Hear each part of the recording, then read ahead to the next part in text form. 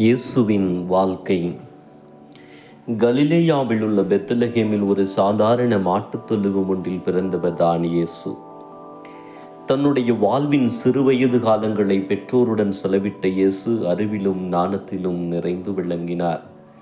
சிறுவயதிலேயே யூத மத சட்டங்களை குறித்தும் இறை ஆட்சியை குறித்தும் தெளிவு பெற்றிருந்தார் இயேசு. எல்லோரும் பார்க்கும் பார்வையில் சட்டங்களையும் மறைநூல்களையும் பார்க்காமல் அதிலுள்ள பிழைகளை துணிச்சலுடன் சுட்டி காட்டுபவராக சிறு வயதிலேயே இயேசு திகழ்ந்தார். தன்னுடைய 12வது வயதில் எருசலேம் தேவாலயத்தில் நரைத்த பழுத்த ஆன்மீகவாதிகளுடன் இறையாட்சி குறித்த விவாதத்தில் ஈடுபடும் அளவுக்கு அவருக்கு மறைநூல்கள் குறித்தும் சமுதாயம் குறித்தும் விழிப்புணர்வு இருந்தது. தன்னுடைய 30வது வயதில் திருமுழுக்கு யோவானிடம் யோதா நதியில் திருமுழுக்கு பெற்று பணி செய்ய துவங்கிய இயேசு 3 ஆண்டுகள் இடையராது பணி செய்கிறார். தன்னுடைய பணியை முழுக்க மனிதநேயம் சார்ந்த பணியாக அமைத்துக் கொள்கிறார். இறை தன்மையுடன் விளங்கிய அவர்தான் கடவுளின் மகன் என்பதை தன்னுடைய போதனைகளில் வெளிப்படையாக அறிவிக்கிறார். இறைத்தன்மையை வெளிக்காட்டும் விதமாக நோய்களை குணமாக்குதல், பேய்களை ஓட்டுதல், இறந்தோரை உயிர்த்தெழச் செய்தல் என ஏராளமான புதுமைகளை மக்களிடையே நிறைவேற்றுகிறார். 12 பேரை தன்னுடைய சீடர்களாக தேர்ந்தெடுத்த இயேசு அவர்களுக்கு வாழ்வியல் போதனைகளையும் பல ஆற்றல்களையும் வழங்கி தன்னுடைய போதனைகளை எல்லா இடங்களுக்கும் அறிவிக்க அவர்களை தயாராக்குகிறார். ஏழைகளுக்கு உதவுதலே இறைப்பணி என்பதை தன்னுடைய போதனைகளின் அடிப்படையாக்கி கொண்ட இயேசு அன்பு என்பதே ஆன்மீகம் என்றும் போதிக்கிறார். தன்னுடைய போதனைகளை சுருக்கி கடவுளிடம் முழு மனதோடு அன்பு செய்வதும் தன்னை நேசிப்பது போல அடுத்தவரை நேசிப்பதையும் 2 முக்கிய போதனைகளாக்கிக் கொள்கிறார். 3 ஆண்டுகள் இயேசு நிகழ்த்திய போதனைகளும் செய்த அற்புத செயல்களும் யூத மத குருக்களை எரிச்சல் அடைய செய்கிறது. அவர்களை இயேசு வெளிவேடக்காரர்கள் என்றும் வெள்ளையடிக்கப்பட்ட கல்லறைகள் என்றும் பகிங்கரமாக சாடி அவர்களின் போதனைகளை நம்ப வேண்டாம், அவர்கள் விண்ணரசுக்குள் நுழைய மாட்டார்கள், அவர்கள் குருடர்களுக்கு வழிகாட்டும் குருடர்கள் என்று மக்களுக்கு போதிக்கிறார். எனவே மதகுருக்கள் அவரை ஒழித்து கட்ட வழி தேடுகிறார்கள். எருசலேம் தேவாலயத்தில் பலிபொருட்களை விற்பனை செய்து கொண்டிருந்தவர்களை சாட்டையால் அடித்து துரத்தி இயேசு புரட்சி செய்தது மதகுருக்களை வெறிகொள்ளச் செய்கிறது. காலமாக நடந்து வந்த விற்பனையையும் அதற்கும் மேலாக மதகுருமார்கள் மேல் இருந்த மரியாதையையும் இயேசு சிதைத்து விட்டதால் அவர்கள் இயேசுவை கொள்வதென்று முடிவு செய்கிறார்கள்.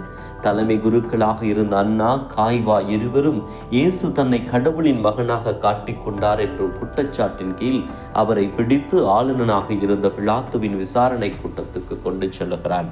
அங்கு பொய் சாட்சிகள் அவருக்கு எதிராக நிறுத்தப்படுகின்றன. பொய் சாட்சிகளின் சாட்சியங்கள் வலுவிழந்து போகின்றன. ஏனென்றால் இயேசு தானே கடவுளின் மகன் என்று அந்த விசாரணை கூடத்திலேயே துணிச்சலுடன் அறிவித்து சிலுவை சாவை விரும்பி ஏற்றுக்கொள்கிறார். கல்வாரி மலையில் இயேசு சிலுவையில் அறையப்பட்டு கொலை செய்யப்படுகிறார். சிலுவையின் உச்சியிலிருந்தும் தன்னை துன்புறுத்துபவர்களுக்காக மன்னிப்பு மன்றாடிய இயேசு தன் தந்தையின் கைகளில் தன்னுடைய உயிரை ஒப்படைக்கிறார். இறந்துவிட்டார் என்று அரசு வீரர்கள் ஈட்டியால் குத்தி ஊர்ஜிதப்படுத்திய பின் இயேசுவின் உடல் கீழிறக்கி கல்லறையில் அடக்கப்படுகிறது.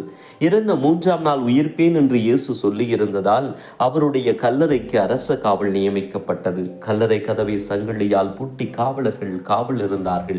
ஆனால் 3வது நாள் இயேசு சொன்னது போல உயிர்த்தெழுகிறார். உயிர்த்த இயேசு தன்னுடைய சீடர்களுக்கு பலமுறை காட்சியளிக்கிறார்.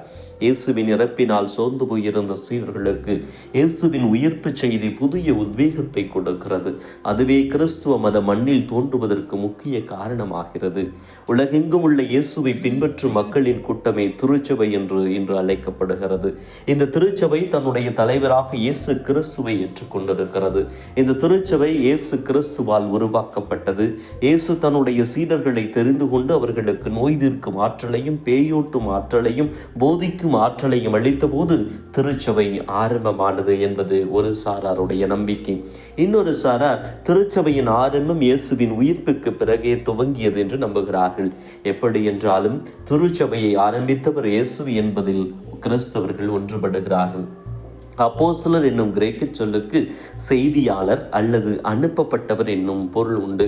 இயேசு தன்னை தந்தை உலகிற்கு அனுப்பினார் என்று பிரகடனப்படுத்தியது போல தன்னுடைய சீடர்களை தன்னுடைய பணிக்காக அனுப்புகிறார். அனுப்புதல் என்ற சொல்லில் அவர்களுடைய வாழ்நாள் பணி என்பது இயேசுவின் போதனைகளை பரப்ப வேண்டும் என்பதே. வெறும் 3 ஆண்டுகளுக்கும் குறைவான நாட்கள் மட்டுமே இயேசுவோடு பணியாற்றும் வாய்ப்பு பெற்றிருந்தார்கள் இவர்கள். ஆனால் 3 ஆண்டுகளுக்கு முன் மீன்பிடி தொழில் செய்து கொண்டிருந்தவர்களும், தச்சு வேலை செய்து கொண்டிருந்தவர்களும், வரி வசூலித்துக் கொண்டிருந்தவர்களும் இந்த 3 ஆண்டுகளில் நல்ல பக்குவம் வாய்ந்த போதகர்கள் ஆகியிருந்தார்கள். மக்கள் முன்னிலையில் தைரியமாக வந்து நின்று இறைவனை பற்றியும் இறையரசு பற்றியும் தயக்கமில்லாமல் பேசும் பக்குவத்தை பெற்றிருந்தார்கள் இவர்கள். அவருடைய முதன்மையான பணி இயேசு கிறிஸ்துவை பற்றி சான்று பகர்வதே. இயேசுவின் வாழ்க்கையில் அவர் சீடர்களோடு பகிர்ந்து கொண்ட செய்திகளை மக்களுக்கு தெரியப்படுத்தவும், அவர் மக்களிடம் போதித்த செய்திகளை புதிய மக்களிடம் போதிக்கவும், எல்லோரையும் இயேசுவின் போதனைகளின் பாதையில் நடப்பவர்களாக மாற்றுவதுமே அவருடைய பணியாயிருந்தது. அவர்கள் யாருமே தங்களை முன்னிலைப்படுத்தி போதிக்கவில்லை. அவருடைய போதனைகளில் எல்லாம் இயேசுவே முதன்மையாயிருந்தார். அந்த 12 சீடர்களின் வாழ்வும் பணியுமே கிறிஸ்துவ மதம் வளரவும் ஆழமாய் வேறுவிடவும் ஊரெங்கும் பரவும் காரணமாயிற்று. சில காலம் இணைந்து பாலஸ்தீனத்தில் பணியாற்றி வந்த சீடர்கள் தங்கள் பணி அந்த இடத்தை விட்டு மற்ற இடங்களுக்கு பரவ வேண்டும் என்று ஆசைப்பட்டார்கள். இயேசு தன்னுடைய வாழ்நாளில் சுமார் 200 மைல் சுற்றளவுள்ள இடத்தை கடந்து எங்கும் சென்றதில்லை என்கிறது இறையியல் வரலாறு.